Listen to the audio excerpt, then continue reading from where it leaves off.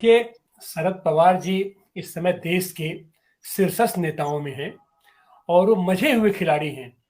और खास करके रणनीतिकार के रूप में वो मजे हुए खिलाड़ी हैं, जिसको जननेता कहा जाता है। अगर अगर उस परिप्रेक्ष्य से हम हट के भी देखें तो एक ये भी होता है कि जो जो राजनीतिक नेतृत्व है उसमें शरद पवार जैसा सधा हुआ आदमी, मजा हुआ आदमी, ये बहुत ही कम है।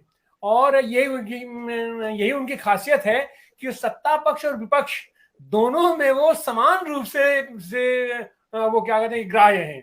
और वो चाहे उधर चले जाए, वो मतलब जिस तरफ चले जाएं उस तरफ पलड़ा भारी हो जाने वाला है। लेकिन उसके साथ साथ हम यह भी देखते हैं कि वो बड़े ही दृढ़ निश्चयी हैं और उनका लक्ष्य जो है दूरदर्शी है वो, और उनका इरादा भी पक्का रहता है। तो वो जो कोई भी निर्णय करते हैं वो कोई झटके पटके का निर्णय नहीं होता है।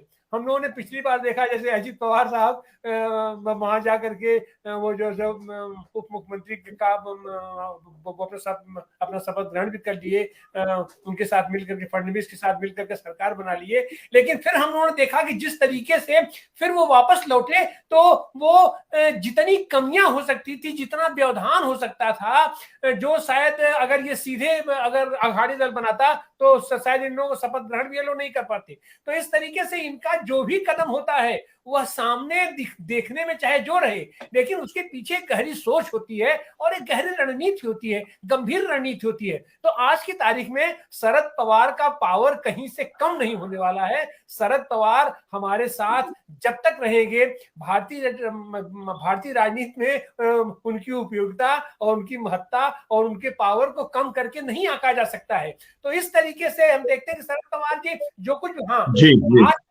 आज की तारीख में राष्ट्रीय दल के रूप में या जो राजनीतिक दल के रूप में राष्ट्रवादी कांग्रेस का भले ही थोड़ा सा वो कम हुआ है, महत्व कम हुआ है, लेकिन शरद पवार का महत्व कम नहीं हुआ। अभी अभी अरुण त्रिपाठी ने कहा कि वो चंद्रशेखर जैसी स्थिति है उनकी, तो चंद्रशेखर से बड़ी स्थिति है उनकी। चंद्रशेखर की पार्टी में तो चंद्रशेखर तो अकेले ही अपना जो अपना अपना सहयोग से आ जाया करते थे, लेकिन शरद पवार ऐसे आदमी है कि इनकी वॉयस भी है, इनकी राजनीतिक हैसियत भी है, इनका राजनीतिक दल भी है। तो ये कहीं ना कहीं से उनसे ज्यादा मजबूती की स्थिति जी में है।